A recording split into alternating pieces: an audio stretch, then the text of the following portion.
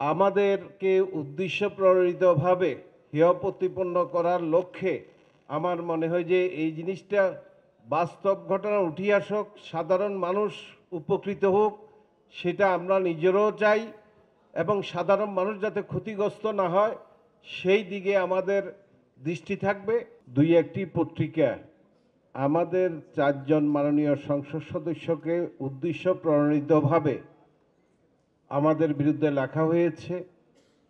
একটা জিনিস আপনাদেরকে স্পষ্ট করে বলতে চাই, আমরা কিন্তু মালয়েশিয়াতে কোনো রকম আমরা লোক পাঠানোর বা ভিসা কিনা বিক্রি কোনো কিছুর মধ্যেই আমরা সম্পৃক্ত ছিলাম না। আমরা শুধু এই যারা নিয়ে এসেছে আমরা শুধু প্রসেসিংটা করেছি, এটা আপনারা জানা দরকার।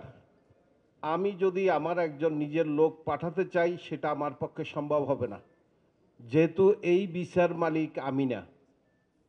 সুতরাং আমরা কোনো লোক, আমি ব্যক্তিগতভাবে আমার কথা আমি বলতে পারি, আমি ব্যক্তিগতভাবে কোনো লোক মালয়েশিয়াতে আমি পাঠাই নাই।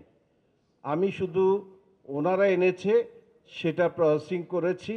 আমি টোটাল 8,396টি আমি প্রসেসিং করেছি। তো সুতরাং এইখানে অভিবাসন ব্যয় হচ্ছে 78,990 টাকা। এই টাকাটুকু আমাদের অফিসে গ্রহণ করেছে। আমিও শুনেছি অনেকের কাছ থেকে প্রায় 4,44,000, 5,44,000 বিভিন্নভাবে বিভিন্ন মিডিয়ার মাধ্যমে আমরা জানতে পেরেছি।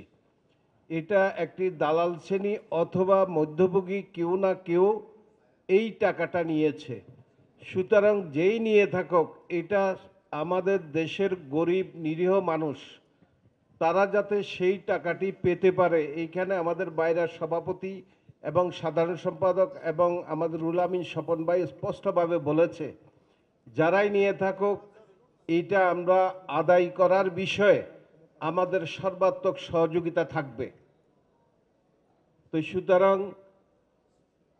আমাদেরকে উদ্দেশ্য প্রণোদিতভাবে হেয় প্রতিপন্ন করার লক্ষ্যে আমার মনে হয় যে এই জিনিসটা বাস্তব ঘটনা উঠে আসুক, সাধারণ মানুষ উপকৃত হোক, সেটা আমরা নিজেরাও চাই এবং সাধারণ মানুষ যাতে ক্ষতিগ্রস্ত না হয় সেই দিকে আমাদের দৃষ্টি থাকবে।